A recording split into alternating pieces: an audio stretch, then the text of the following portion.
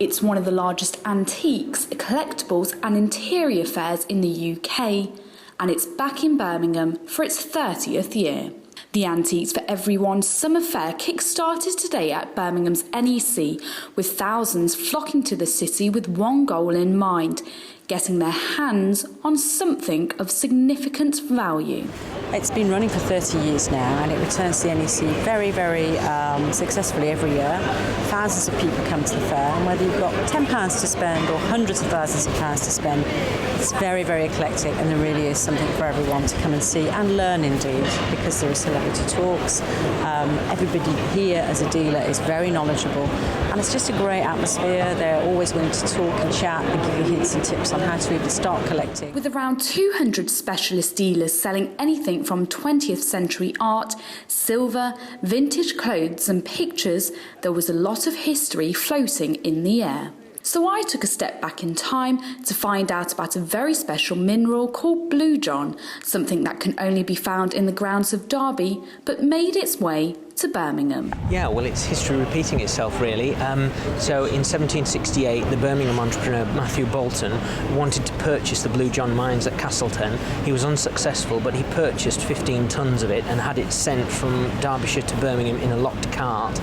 He then had it made into ornaments and sent it to London to be sold, and it was sold at auction for around about £30 for a pair of candlesticks. So even then he was making lots of money from this beautiful mineral.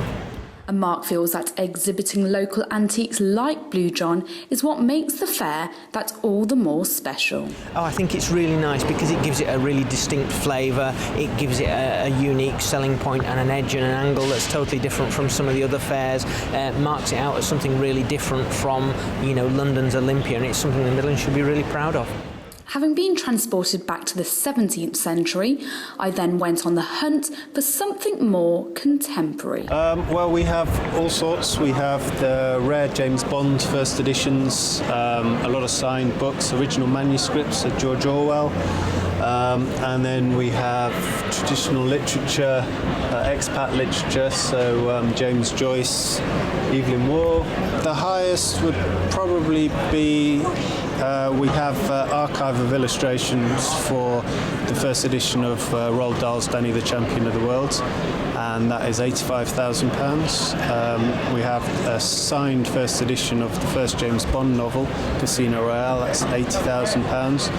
You do fall in love with the objects, but it's always nice to put them in a home. With so many valuables coming into the city, I asked Barbara why Birmingham had the pull factor. Well, I think Birmingham really is an iconic place to come. It's the centre of the country, easy rail and road links. The NEC is a fabulous venue. It's very spacious. It's well known for staging really excellent professional exhibitions. And our exhibitors vote with their feet because they come back every year, 3 times a year. It's a fantastic venue for visitors and exhibitors alike. The Antiques for Everyone exhibition will end on Sunday, the 26th of July. This is Roshni Patel for the Midland at the NEC in Birmingham.